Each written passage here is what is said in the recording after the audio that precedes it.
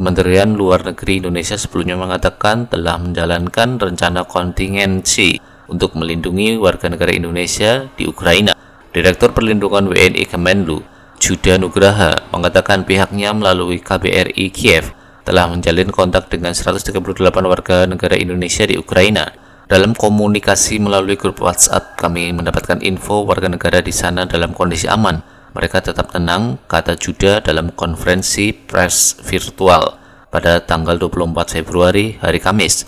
Ia menjelaskan bahwa sesuai rencana kontingensi yang telah disiapkan sebelumnya, Kemenlu telah meminta para WNI untuk berkumpul di KBRI Kiev.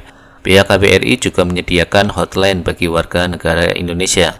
Kemenlu juga telah menyusun rencana kontingensi dengan KBRI di kota-kota lain seperti Warsawa, Bratislava, Bukares, dan Moskow untuk memberikan perlindungan bagi WNI yang ada di sana. Tambah Juda, terdapat 138 WNI di Ukraina, mayoritasnya tinggal di Kiev dan Odessa. Dari jumlah tersebut, 11 WNI ada di Ukraina Timur, termasuk Luhansk dan Donetsk, yang dikuasai kelompok pemberontak sokongan Rusia.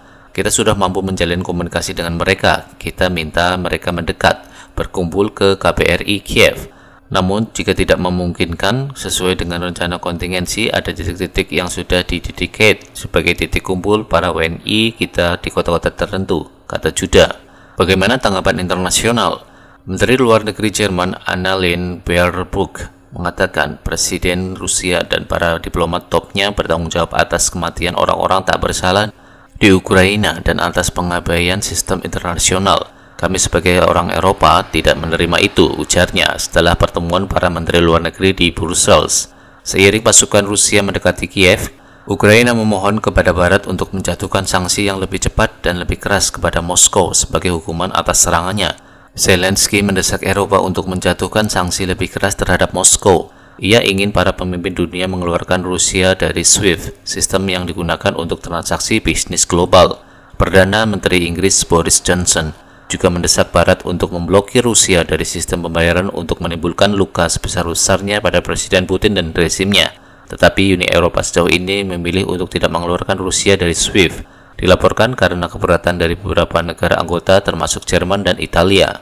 Namun, Menteri Luar Negeri Italia Luigi Di Maio mengatakan pada hari Jumat bahwa mereka tidak akan memveto proposal untuk melarang Rusia.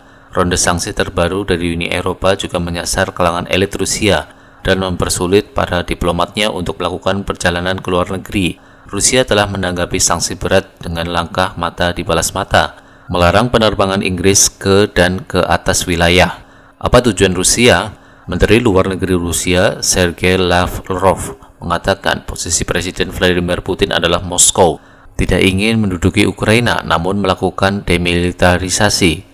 Ketika ditanya wartawan apakah Rusia akan meruntuhkan negara demokrasi, Lavrov menjawab negara itu tidak dapat disebut demokratik. Lavrov mempertanyakan stabilitas Ukraina dan menuduh negara-negara barat sengaja memiliterisasi negara itu. Lavrov juga mengatakan bahwa rakyat Ukraina sekarang punya peluang untuk memilih masa depan mereka sendiri. Sementara itu, Presiden Vladimir Putin mempertahankan operasi militer itu dan mengatakan tak ada jalan lain untuk mempertahankan Rusia.